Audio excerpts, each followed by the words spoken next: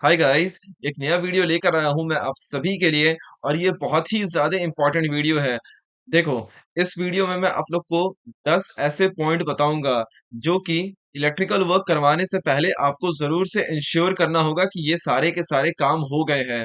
और देखो, ये 10 ऐसे पॉइंट है ना कि जिसको कि अगर आप ध्यान में रख के काम करवाओगे तो फ्यूचर में शायद ही कभी आपको फिर से इलेक्ट्रिकल वर्क पे कभी कोई एक्सपेंस करना पड़े, नहीं तो कभी भी कोई खर्चा अलग से करने की जरूरत नहीं पड़ेगी फ्यूचर में। तो चलो अभी स्टार्ट करते हैं अपने इस वीडियो को। फर्स्ट पॉइंट, दोस्तों इसमें हम लोग को क्या ध्यान रखना है कि जो अपना झिरी कटवाते हैं, जिसको इलेक्ट्रिकल चेजेस भी कहा जाता है, वो इलेक्ट्रिकल चेजेस कटवाने से पहले ये ध्यान रखना है हमें कि ईंट चिनाई किए हुए कम से कम 8 से 10 दिन हो जाना चाहिए और उसके बाद ही हम लोग अपना दीवार में झिरी कटवाएं। क्यों? क्योंकि दीवार को मजबूती पकड़ने में वक्त लगता है। तो अगर आप मान लो ईंट चिनाई किए हुए 1 से 2 दिन हुआ है और उसके बाद झिरी कटवाओगे तो दीवार की मजबूती बहुत ज्यादा ही कम हो जाएगी। ठीक है, सो इसीलिए कम से कम 8 से 10 दिन हो जाने देना और उसके बाद अपनी झिरी कटवाना।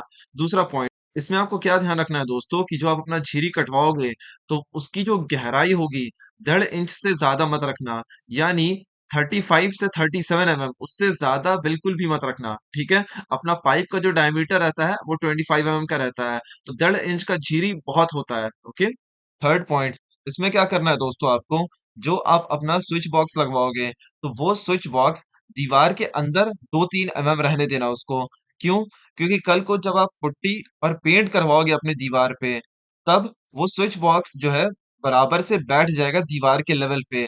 अगर मान लो आप 2-3 mm उसको अंदर नहीं रहने दोगे और वो बाहर निकला रह जाएगा, तो इस केस में क्या होगा कि जब आप अपना पुट्टी और पेंट करके दीवार को फिनिश करोगे तो उस टाइम जो स्विच बॉक्स का जो बाहर वाला जो सरफेस है, जो जिसमें स्विच लगा हुआ होता है, वो वाला सरफेस जो है ना वो थोड़ा बाहर निकला रहेगा, जिसकी वजह से आपको पूरा स्विच बॉक्स जो है थोड़ा बाहर की तरफ निकला हुआ लगेगा, 2-3 mm।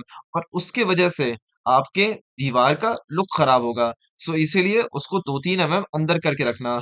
चौथा पॉइंट, दोस्तों हर जगह आजकल ये कॉमन है कि लोग अपने घरों में कॉन्सील्ड वायरिंग करवाते हैं।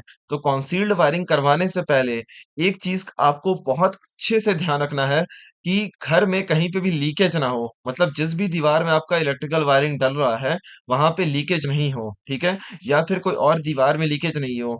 क्यों? क्योंकि मॉइस्चर जो होता है या फिर जो डैम्पनेस जो होती है दीवार की, वो एक दीवार से दूसरे दीवार पे भी चली जाती है। सो इसीलिए आपके अगर दीवारों में कहीं पे भी डैम्पनेस है तो पहले ही उसको रिपेयर कर लेना और उसके बाद ही अपने घर पे इलेक्ट्रिकल वर्क का काम करवाना। फिफ्थ पॉइंट, ये देखो सबसे इंपॉर्टेंट पॉइंट है, सारे चीजों में सबसे ज्यादा इंपॉर्टेंट है ये। अगर आप कितना भी प्रिकॉशन ले लो, अगर इस पॉइंट को अगर फॉलो नहीं कर रहे हो तो आज ना कल घर में आपको एक्स्ट्रा खर्चा करवाना ही पड़ जाएगा। फिफ्थ पॉइंट ये है दोस्तों कि आप जो भी मटेरियल यूज करोगे, जैसे कि वायरिंग, स्विच बोर्ड, एमसीबीज या फिर स्विच सॉकेट या फिर कोई भी सामान अगर इलेक्ट्रिकल का आप यूज करते हो, तो आप ब्रांडेड क्वालिटी का यूज करना। ब्रांडेड क्वालिटी जैसे कि फिनोलेक्स, हैवेल्स, एंकर, ये सारी ही कंपनीज टॉप ब्रांड की है। ये सारी ही कंपनीज अपने फील्ड में अपने वर्क के लिए जानी जाती है। सो इसीलिए टॉप ब्रांड को ही यूज करना। और देखो, मैं अपने इस वीडियो में इनको स्पॉन्सर नहीं कर रहा हूँ। सिक्स्थ पॉइंट, देखो आप जो भी इलेक्ट्रिकल का काम करवाओगे अपने घर पे, तो एक प्रोफेशनल पर्सन को ही हायर करना।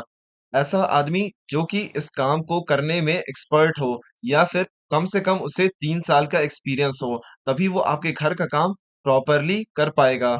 सेवेंथ पॉइंट, देखो दोस्तों यहाँ पे ना आप लोग को खुद ध्यान रखना होगा कि आपको घर पे कौन कौन सा इक्विपमेंट यूज करना है। आप कौन सा लाइट इक्विपमेंट यूज करोगे और कौन सा हैवी इक्विपमेंट यूज करोगे, और उसी के हिसाब से आप स्विच और सॉकेट और आपकी वायरिंग और आपकी एमसीबीज खरीदाएगी। देखो, एग्जाम्पल के तौर पे आप मान लो कि अपने घर पे बेसिक इक्विपमेंट यूज तो करोगे ही, जैसे कि मोबाइल वगैरह का चार्ज करना, लैपटॉप का चार्ज करना, बल्ब का यूज करना और फैन का तो यूज करोगे ही।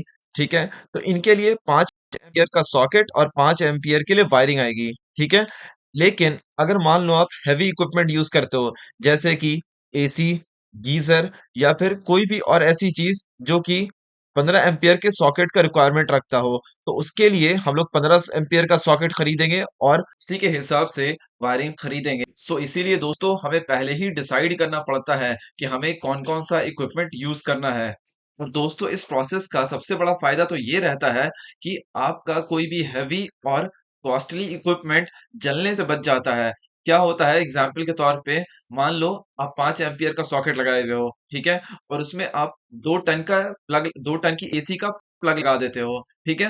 कुछ देर चलेगा और कुछ देर चलने के बाद वो सॉकेट जल जाएगा, ठीक है, और वो प्लग भी जल जाएगा। प्लग जलने की वजह से चांस है कि एसी भी किसी तरीके से डैमेज हो जाए और आपकी जो वायरिंग है और आपका जो सॉकेट है वो भी डैमेज हो जाए। सो इसीलिए ये चीज डिसाइड कर लोगे पहले से और उसके हिसाब से ही सॉकेट और वायरिंग लगवाओगे। आपका इक्विपमेंट भी बचता है और आपकी वायरिंग भी बची रहती है। एट्थ पॉइंट, दोस्तों ये जो पॉइंट है ना, लोग इसको हमेशा इग्नोर करते हैं। इसको समझते हैं कि ये कुछ फायदा ही नहीं देता है, जबकि इसका बहुत ही बड़ा रोल प्ले होता है कि वायरिंग को बचाने में भी और आपका जो इक्विपमेंट आप जो यूज कर रहे हो उसको भी बचाने में। नाम है अर्थिंग। देखो, हमें क्या एक मेन अर्थिंग डलवाना होता है कि जो हमारा जो मेन सप्लाई जो आ रहा है एसी करंट का अपने घर में, उसमें अगर कोई भी एक्स्ट्रा वोल्टेज आता है, अगर थोड़ा भी एक्स्ट्रा वोल्टेज आता है या फिर ज्यादा एक्स्ट्रा वोल्टेज आता है, तो उसको अर्थ में जाने का एक रास्ता प्रोवाइड कर दो। और रास्ता प्रोवाइड करने का यही तरीका है कि उसके लिए एक अलग से वायर डाल दिया जाए जो कि अर्थ से कनेक्टेड रहेगा। और जब भी एक्स्ट्रा वोल्टेज आएगा तो वो जितना भी एक्स्ट्रा वोल्टेज होगा वो सारा का सारा अर्थ में चला जाएगा। और इससे आपका दो फायदा होगा कि आपका कोई भी इलेक्ट्रिकल पार्ट्स बर्बाद नहीं होगा, और फिर दूसरा फायदा कि आपका कोई भी इलेक्ट्रिकल इक्विपमेंट भी आपका बर्बाद नहीं होगा, जिससे कि बेसिकली आपका पैसा बच जाएगा। नाइन्थ पॉइंट दोस्तों, इसमें क्या करना है आपको कि जब आप अपने घर का कंसील्ड वायरिंग करवा रहे होगे तो उस टाइम पे जो भी एक्स्ट्रा इलेक्ट्रिकल इक्विपमेंट है, जैसे कि सीसीटीवी कैमरा या फिर इन्वर्टर, तो इन सब चीजों का जो भी वायरिंग रहेगा आप कंसील्ड वायरिंग के साथ साथ डलवा दो, ठीक है। अलग से दीवार के ऊपर, जबकि आपको पूरा दीवार पुट्टी और पेंट करके तैयार हो चुका है, उसके ऊपर डलवाओगे तो लुक खराब होगा, ठीक है। तो पहले ही इस चीज को डिसाइड करके कंसील्ड वायरिंग जब हो रहा होता है तो उसी टाइम पे डलवा दिया करो। 10th पॉइंट, इसमें क्या करना है दोस्तों आपको, जो आपका कॉन्ट्रैक्टर था जो कि पूरा इलेक्ट्रिकल वायरिंग को बिछाया है जिसने, तो उसको आपको कहना है कि जो भी इलेक्ट्रिकल वायरिंग उसने ले किया है, जितना भी उसने बिछाया है, उसका वो एक आपको ड्राइंग बना के हार्ड कॉपी दे दे, ठीक है दोस्तों। और देखो ये इसका बहुत ही फायदा होता है।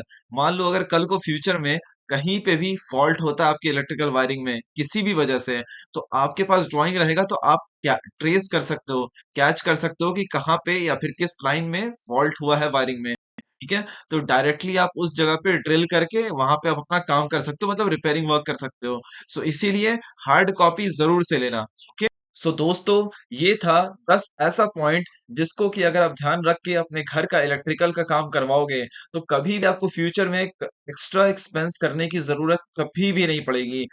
तो दोस्तों इन 10 पॉइंट्स को जरूर से अपने ध्यान में रखना और उसके बाद ही काम करवाना। सो उम्मीद करता हूँ दोस्तों कि आप लोगों ने इस वीडियो से बहुत सारी नई नई चीजें सीखा। और चलो अब अगले वीडियो में मिलते हैं कुछ नए और इंटरेस्टिंग इन्फॉर्मेशन के साथ। तब तक के लिए थैंक यू।